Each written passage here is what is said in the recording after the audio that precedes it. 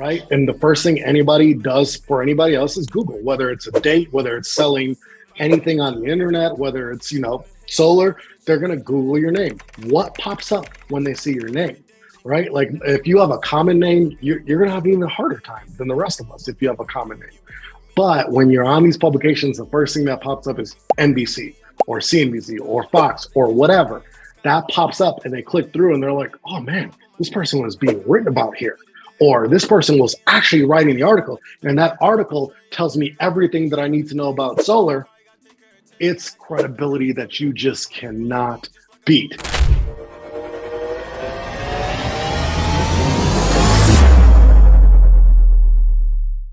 All right, guys, welcome back to the Sales Talk with Solar Pros podcast. Guys, we have a crazy guest. This guy is the ninja of PR and publications.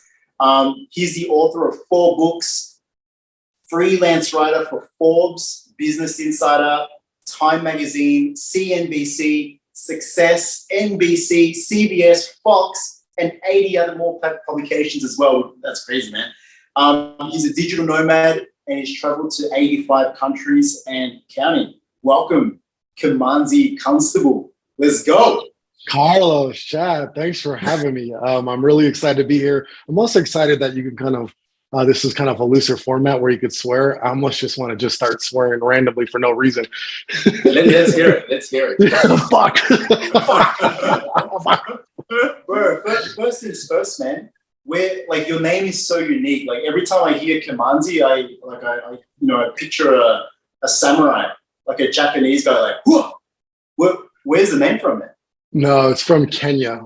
My mom is from Mombasa, Kenya. And so Kimanzi is a Kenyan name. It's a Swahili name. And then Constable is my father's name. My father's from Chicago. So I kind of got, like, if you think about it, the Obama background, Kenya and Chicago. Yeah. For some reason, I thought it could have been like Asian. I don't know. Like when I heard Kimanzi, I thought it was Asian. But that's no. I lived in Kenya for 3 years. My mom sent us there, me and my little brother, to get the culture and the experience. And we got our ass beat every day by some Kenyan kids, and it was good stuff. Yeah. I mean, tell us a little bit about that. I mean, we'd love to hear your story, where you come from, where you are now, what you're actually doing as well. Well, I was born and raised in Milwaukee, Wisconsin. I don't know if you're expecting that. So I grew up in the cold most of my life. When I was 12, my mother sent my brother and I to live in Mombasa, live with my aunt there so we could experience Kenyan culture, learn Swahili, and see our roots. So by the time we got back, after a couple of years, we couldn't speak English. Me and my little brother literally could not speak English. It came back really quick, but we were so immersed in Swahili, like we could not speak English. So it took a while to get back. We'd go to school. It came back pretty quickly. But I spent most of my life in Wisconsin, and at about 30-ish years old, moved from Wisconsin to Maui, Hawaii. Lived in Maui for 2 years. Yeah, amazing. Nice. After Maui, went to Panama for 6 months, Mexico City for 1 year, Colombia for 2 years, Medellin, Colombia for 2 years. And then 2 years, I was just traveling. I was a freelance consultant for Accenture. So I was traveling as a corporate consultant, and I went to, I think it was like 37 or 38 countries during those 2 years. What, in 2 years, 38 countries? Yeah. Were you consulting during that entire time with companies? Yeah. Consulting with companies. They paid for all the travel. They paid me to be there. I loved it. That happened up until the pandemic happened. And then, of course, there was no in-person anything. And then when the consulting moved to be like this, I'm like, this shit is not for me. Like, I can't train teams. I'm like, it was not for me. So then I switched back and I went back to the online business world, and I really leaned into writing, which is something I've loved to do ever since I was a kid. And I thought, why don't I actually see if I can make some real money with this? And then the side benefit was the writing, the visibility, and all these publications then led to being able to sell courses and have masterminds and do all the things that I want to do. So that leads to, now where I travel, but just travel for pleasure and because I want to see places and have a fully remote business. That's incredible. I mean, as a consultant, were all of these opportunities created for you through the company, or did you have to go out, seek, prospect, and speak to these companies and create the opportunities for yourself? Initially, it was cold pitching. Everything that I've done has always been cold pitching. So when I saw what was happening in the online business world, I started pitching companies and saying, hey, you guys don't understand social media. You don't understand email lists. You don't understand any of this. This would have been in 2015. And they were like, you're right. We don't understand it. Well, how much would it cost for you to teach it? And, and I lowballed them like $1,500 a gig. And they're like, so I started doing this locally at first, locally in Milwaukee and in Chicago. And then once I got some of these underneath my belt, then I started to venture out some more and started to pitch other companies in bigger states. And when they had saw that I actually had experience consulting and they saw that I actually had, some social proof behind me, they started giving me some opportunities. But the first big break that I got, I would say, is probably through networking, because a former client of mine became the procurement director for a large corporation and they were looking for somebody to train on the entrepreneurial mindset. And he's like, I know somebody.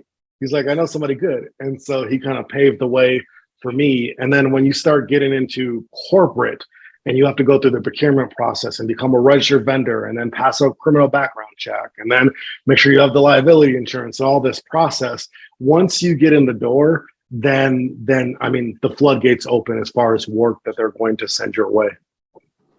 Wow, man. And because like everything that you mentioned is all about, how you've become, or you've created that remote lifestyle. As you can see behind me, we're big promoters of, being remote. Being remote and traveling all over the world, how do you create stability for yourself as an entrepreneur? Because there's probably people watching and they're like, if I'm going to be an entrepreneur and then I mix in the whole, living in one country and then moving to another country, it's creates an instability. How do you mix stability, traveling to 35 different countries and entrepreneurship at the same time? I think the most important thing is to shift your mindset and realize what you're doing is you're not on vacation. And I think a lot of people, when they hear travel like this, or just when people travel in general, because they don't travel as much, their mindset is vacation. I have to get to a country. I have to do the Metro Kabli. I have to do everything there is. I have to go see the tomb of whatever, and they stack their days with doing touristy stuff, and then you're not doing your business and you're not doing your work and you're not getting anything done. So I think it's shifting your mindset, understanding that if you're going to travel like this, live a remote lifestyle, you're not a tourist. You're going somewhere and you're going to live there. Even if it's just for a couple of weeks, you're going to live there. So living there means you have your regular routine. You go to the gym, you walk, you take classes or whatever you're going to do, and you do your work. And then maybe on the weekends, like a Saturday or Sunday, you might say, okay, let me sprinkle in some touristy things. So I think the thing that's helped me is shifting and not treating this like I'm always on vacation. Was it hard at the beginning? Of course. Yeah, you go to Paris and you're like, oh, I want to see the Eiffel Tower and I want to see the Arc de Triomphe and I want to, go have a croissant somewhere. And you go to London and you go to all these places, these amazing, absolutely amazing places. It's very hard to make that shift. But once you get too much in the tourist side and you start filling your bank account, you realize I need to make the shift back so that I actually can enjoy this stuff on the weekend. And then more than that, I think if you're going to live the remote lifestyle, you need discipline, because it won't take long to eat all the good food and gain weight, get fat. It won't take long to have bad habits. If you're a single person, you're out there dating everything that walks, and it doesn't take long to get those bad habits. So you really have to be a disciplined person if you're going to live the remote lifestyle. Yeah, cool. Now, I mean, speaking of making it as well, now you're working with publications. How did you actually get started with that? What is it looking like right now? Yeah, when I published my first book in 2012, it didn't sell any copies. And when I sat back and I thought about why isn't this book selling, and it was very simple. I had no visibility. Nobody knew the book was out there. So I can go on Twitter, I can go on Facebook, I can go wherever on these social media networks and I can talk about it. And 1/10, 1/3, whatever of my audience would see it. That's not real visibility. And I realized if I'm going to do anything, if I'm going to sell books, if I want to launch a course, if I want to get some coaching, if I have a program, I need visibility. And when I thought about, well, how could I get visibility? I'm always about how can I do it quicker and better? I thought, if I don't have an audience, why don't I leverage somebody else's audience? And so initially back in the day, it was guest posting. Guest posting was easy. People had blogs, really big blogs that were read by millions of people. And I would go to the blogger and say, hey, I'd like to write a post for your blog. It's going to be high value, no bullshit. And just give me a link back to my book or to my website. And they're like, okay, cool. This was very simple back in the day. So in 2013. When you say back in the day, how long ago was that? Like 5 years ago? 2013, like 2013. 10 years ago. Yeah. So that year I guest posted on 80 blogs. And I did that for the next few years until 2015, when a lot of the large blogs decided that they only want their students and their programs to guest post on their website as a value add. So I understood it. And I thought, if I could do this with blogs, why can't I go to Forbes and Business Insider and Entrepreneur? It's just a different gatekeeper. And so that's what I did. I found their contact information. I found them on Twitter, started following them, started retweeting their stuff so I can build some brand awareness so that they know if they see me, I'm not just a completely cold person. And with the name Kimanzi Constable, it's going to stand out in most people's minds. Memorable. Yeah. It's memorable. Then I got their contact information with a lot of free tools where you could scrape people's email addresses. And then I just simply pitched them and I said, hey, Peter, I really love what you've been sharing on Twitter. I'd like to propose some articles for entrepreneur.com that are in line with what you share. Here are 3 different articles ideas I could write for Entrepreneur. And the editor came back and said, yeah, let's go with article number 2. This is how we want you to write it. This is how we want you to send it to me. I'm sending you the contributor agreement. You're going to log in, you're going to upload it, and I just repeated that process. I started with Entrepreneur and then the HuffPost back in the day, then Business Insider, then Forbes, and just kept going and going and going until now. Like I probably have over 2,000 articles published in like over 100 publications. Wow, dude, I absolutely love that. And I love that, you're always reaching up as well. So how did your, history with, working business to business and making pitches to these large companies help you with your personal venture, doing all of this? Well, it looked good when I created a pitch and you have some social proof and it says, to show you I'm not just Joe Blow off the street. Why would you want to put Business Insider's name behind Kimanzi? Like you're putting your reputation behind me. Well, here's why. I consulted at Unilever and Morgan Stanley and Johnson & Johnson, some of the largest companies in the world. So when I tell you I'm writing about topics, it's not just things that I saw on the internet. I trained the largest companies in the teams at the largest companies in the world on these topics. So it just really helped with the social proof aspect. Knowing though what I know now, that helped sell it. But more what helped sell it was studying the publications, seeing the types of articles that they publish, and then proposing articles that fit what they're looking for. That sold it the most. Yeah, that's perfect. And I mean, I think that's something that a lot of people miss as well. It's that hunting aspect, understanding who you're actually targeting as well, studying them, and then going there with intention. Yeah, and a lot of sales guys, because this podcast is being sent to 15,400 solar pros. And what's most important to them, in being in the field is just going from one sale to another sale to another sale. Sometimes they forget that, marketing is like an incredibly important aspect to actually closing a deal. How does, PR and publications relate to, these sales guys, and how can they leverage from that?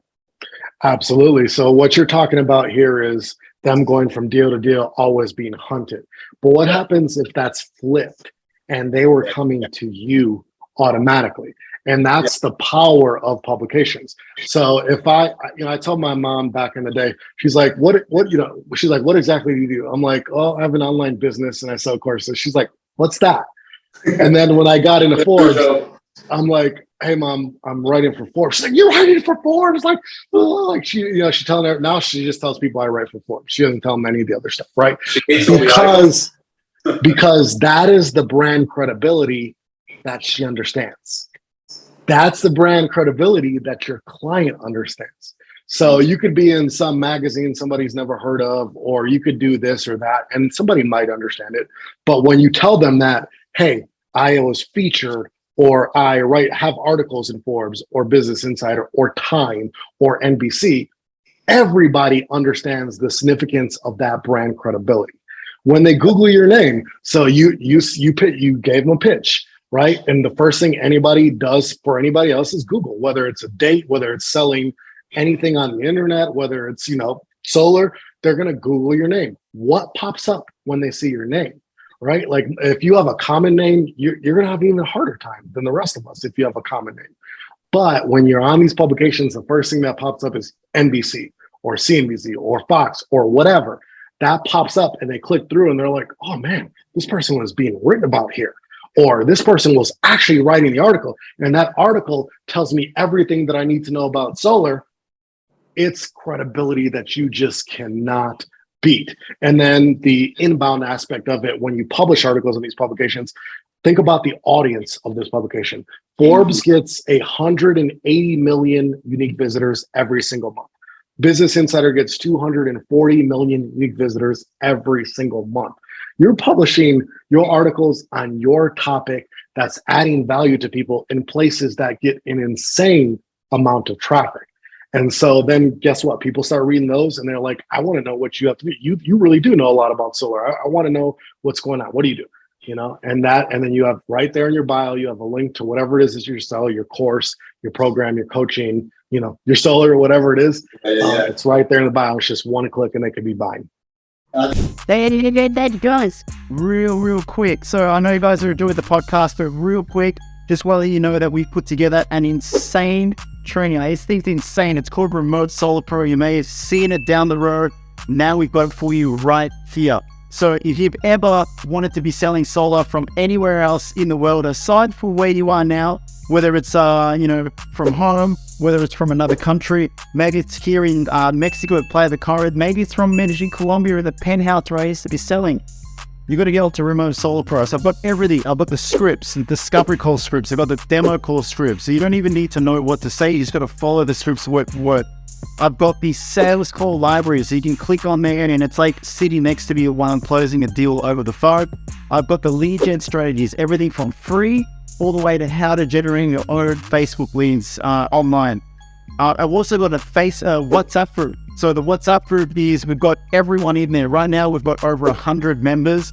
We all post our deals. We ask questions. We all give each other support. We all post our upsell down to post everything. It's a massive remote solar community in there. I've also got the installer network. Now, installer network / dealer network is blowing up. If you're in California, but you want to be able to sell in Florida, or maybe you're in Florida and you want to be able to sell in New Jersey, I've got installation agreements set up in all states ready for you to be able to plug in. So guys, if you've ever wanted to be able to sell solar from anywhere in the world without sacrificing your income, you need to be on Remote Solar Pro. Jump into www.salestalkwithsolarpros.com/RSP, fill in the details for an offer, and keep enjoying the podcast.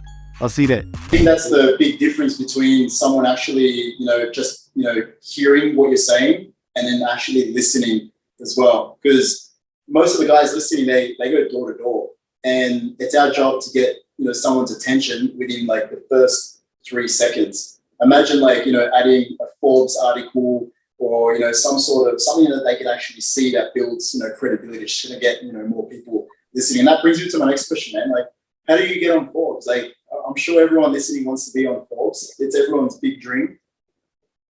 Well, the shorter version of how you get on Forbes is you simply so 2 things. One, there's a difference between if you want to be featured, which means somebody is writing about you, or if you want to be a contributor, meaning you have the profile and you are writing the article. So those are 2 separate things. If you want to be featured, it's as simple as going to Forbes.com, going under the vertical for which your topic would fit, and then finding people that have the designation contributor, because they list them right there on their website, and then going to that person and saying, hey, Jerry, I saw you wrote about, this in solar. Did you know that if you did this in solar, that it could help you do this? And I'd love to talk about it in an article. And if you're adding value to Jerry in that way, he's going to be likely to run the article. And the thing about Forbes in particular is that their contributors, the people that are writing these articles, they publish on a platform to where they don't need editor approval. So when they Just write like an this. article, it instant publishes on Forbes.com. There's no red tape. They don't have to go to an editor, get you approved. They don't have to do it. They could unilaterally make the decision to feature you if they wanted to. Or if it was another publication. So somebody, if you came to me and you're like, hey, I see you write about a lot of people on Business Insider. I tell people this, Carlos knows this, Chad knows this. I tell people all the time, my inbox is always open for pitches. You want to pitch me? My inbox is always open. You just have to pitch something interesting. And, a lot of times things are not interesting, but my inbox is always open in case Give you us an have- example of like a interesting pitch and a not interesting pitch. And just So- on that, I just want to add, I mean, all these, people, salespeople, business owners, they're looking for that shortcut as well. Yeah. What mistakes do you commonly see as well? And how can they avoid that? The mistakes are being too long in your pitch. So telling your entire story in email. Really, my editor says you can know within the first 2 sentences if you're going to pick something up. Focusing on hook. What's the hook? What is the thing that the publication's readers want to read? They read a lot of different things. It just has to be an interesting hook. So some of the things that I see commonly are X, Y, and Z founder at this, startup is going to revolutionize whatever, like that goes nowhere. Or I helped, grow my company by 117% with, digital marketing, like that kind of common stuff does not go anywhere. Yeah. But if you have some kind of qualifier, so let's say, I sold $500,000 in solar in 1 month. Here's the one sales secret you need to use. Like that kind of stuff. Boom, you got me. That kind of stuff, you got me, because that's the hook that they're looking for. And I mean, as far as interesting stories, man, I've written about everything. Like I've written about people that rent out their backyard as a dog park on a Airbnb service called Sniff Spot, and they're making $3,000 a month doing that. I've written about people with ice machines. I've written about people that have made $30 million in the internet selling courses. I've interviewed the CEO of like. Was that Dan Henry? He's done 30 No, that million. was not Dan Henry. Oh, okay. No, that's a guy named Blake Newbar. Not Dan Henry. So everything in between, as long as there's a hook that's going to capture the audience attention, and it doesn't always have to be money. It could be you went on a sales call. You say you knock on doors. You went on a sales call and like somebody tried to pot out a shotgun or something. If you had an interesting story like that, like sales is dangerous. Here's the story. Like that's the kind of stuff that publications are looking for. And they have an almost unlimited budget to publish articles. Like so when I say that, I mean to pay somebody like me to write these articles in their publication, the budget's almost unlimited. So that's why I say my inbox is always open.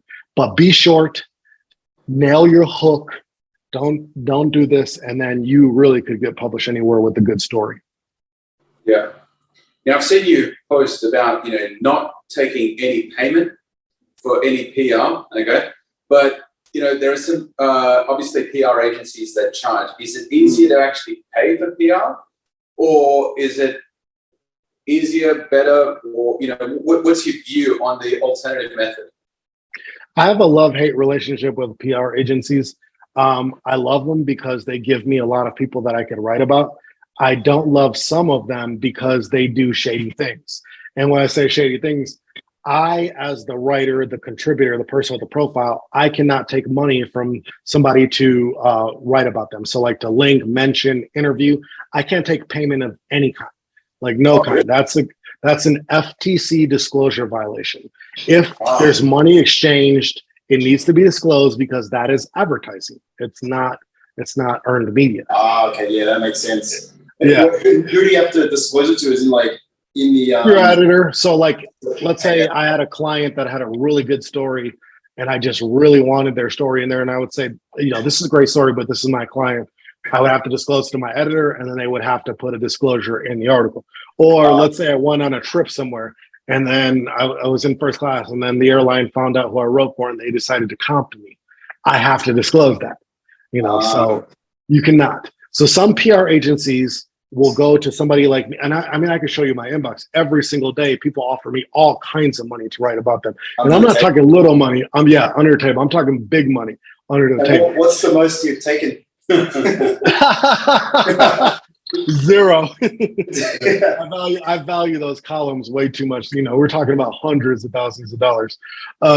So you can't do that. And then also some PR agencies will do things like they'll pay for automated service that will get you, you'll be one of the 10 coaches to watch inside Yahoo Finance or LA Weekly or Entrepreneurs Weekly or like these, random publications that nobody's ever heard of. And the client doesn't understand there's no significance there. There's nothing. Like, so I don't like that kind of stuff with PR agencies. But the ones that have results and display those, they're amazing. I work with those. I know that they're out there, but you just have to watch the ones that are going to do scammy stuff. Or like some for Forbes, for example, there's a thing called the Forbes Councils. That's actually a third-party platform that's not part of Forbes. They just license Forbes' name. So when you become on the Forbes Councils, you could never then become a regular Forbes contributor or get featured on Forbes.com because they have a non-compete agreement. But most people don't know that. Awesome. Now, you've mentioned that you've interviewed a bunch of really interesting people because you gave some great ideas. What are some big takeaways that you've had from some of the people that you've met? And from all the people that you've met, what are some things that our viewers, sales pros, can actually take away? What ideas can you give them? Whether it's about increasing their sales or potentially starting some other side hustle as well, increasing their income.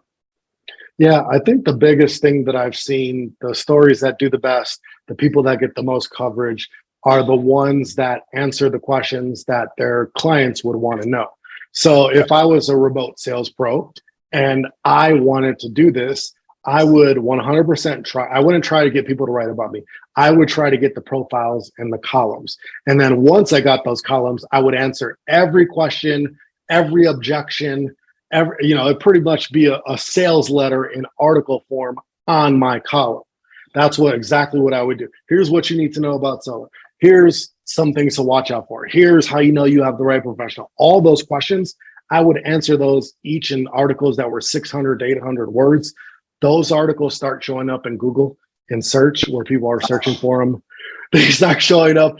You start sharing those articles out, and then your audience is like, wow, this guy's writing about this in Forbes, and there's actual value there. That's what I would do, and I would watch my sales exponentially grow just leveraging these publications. That's what I would do personally. But if you're not going to do that, if you're just going to be interviewed, you're like, I'm not a writer, I don't want to write, forget you, then just add value. Like, what are some hard practical takeaways about sellers, things that I don't know anything about seller actually. So I have a lot of questions. Answer all my questions. Come to somebody like me and say, hey, we need to do an article about solar. Here's why. Answer those questions and you'll get featured. You'll get the columns. And then the third thing is if you can tie solar or whatever it is that you do in solar to anything in the news, they're going to pick you up your coverage right away because these publications are essentially news organizations. So if you could talk about, what's happening with Tesla or whatever, like if you could tie some solar somehow to anything that's happening in the news, so like there's a crisis in the United States in Ohio with a big chemical spill, right? People are losing power. Well, if you had solar, you'd be fine, right? Like you'd be taken care of, like stuff like that. If you could tie it into the news, almost any publication is going to pick it up and they're going to run with it right away. Wow, man. So with what's the psychology behind why PR works? Because everyone I think now these days knows that you can pay to be published in an article or a magazine. But yet even if I see someone in an article and even though I know who paid for it, I'm still like, whoa, damn, that's pretty sick. So yeah. I know exactly what you're talking about. Like I see this every single day. It frustrates me, but I think it's a couple things. I think generally, people just want to see, they're happy to see other people win. As much as we could be envious and jealous and all that good stuff, we're excited, especially us as entrepreneurs, right? Like we're excited when we see somebody else win. So we want to celebrate with them. So that's one thing. Two, it might be the name of the publication. If it was a decent sized publication, people are impressed. They're like, whoa, like I knew that, I know that Carlos is good. I didn't know he was that good, so it's impressive. I think recognition of any kind. So you're on a podcast, you're on a stage, you got some PR, you got an award. Recognition of any kind is impressive to us as human beings. So I think that's what it is.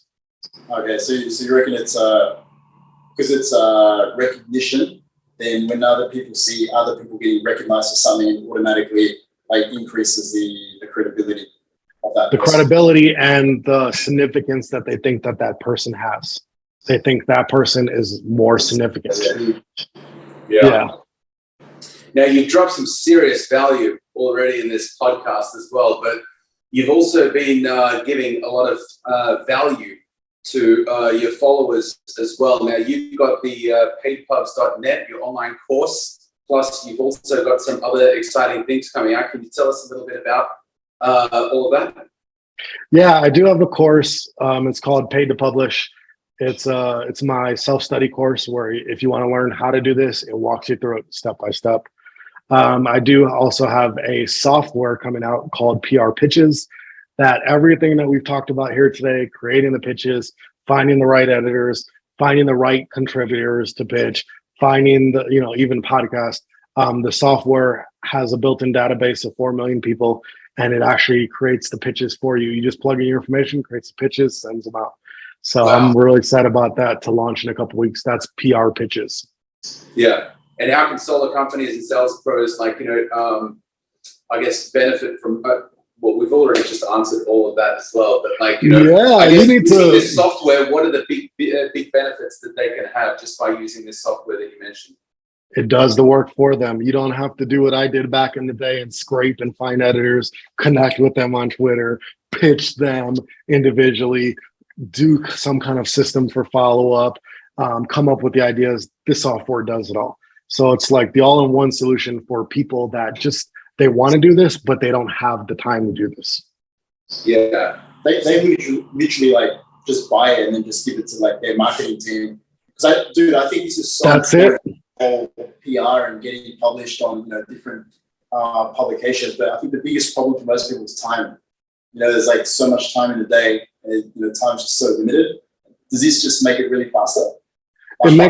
It makes it much faster because it does all the work for you, takes all the thinking out of it. And I think you hit on something important though. Like, people don't understand the value of content marketing and adding value to they understand posting on social media, maybe sending something to your email list, knocking on doors, but the value of you teaching people, educating them, and then you become the trusted source and they want to do business with you in a place that has hundreds of millions of people. Like, you cannot put a value on that because it's a marketing strategy that just keeps marketing for you. So even if you don't like to write, like Carlos said, you can always outsource. There's cheap ghostwriters that you can get nowadays. I see people now are starting to use AI. I don't think I'd recommend using Chat GPT to write articles, but people are using various AI softwares. But the best strategy is a diverse strategy. You can knock on doors, you can go on social media, you can buy leads, you can cold calls, but also adding this just adds another dimension of diversity. I love it. Dude, where can people find you? kconstable.com. So that's KCONSTABLE.com. That's my home. We'll be linking your course using an affiliate link as well. So then, everyone, we'll call them the remote squad. They could Hey, y'all just noticed that was a disclosure. We did all of it. We are not getting paid. Jokes we are. We want you to win, man. I know you want us to win as well. Bro, just want to say thanks for jumping on the pod today. I think everyone's going to get a lot of value. I think PR is something that everyone 100% should be doing. I don't think people take it seriously enough, but they value it a lot. So it's going to make it much easier. Yeah, I love that you're making it accessible and just raising the standard as well for PR as well. Yeah, and I think this is very similar to what y'all do in your industry. It's a lot of knocking on doors. It's some cold calling, right? And at the end of the day, the strategy is easy. You find the contributor, you find the editor, you tell them why they should pay attention to you. It's that simple. But man, it makes the door knocking work go much, much better. Yeah. We appreciate you, man. Thank you so much. Thanks for having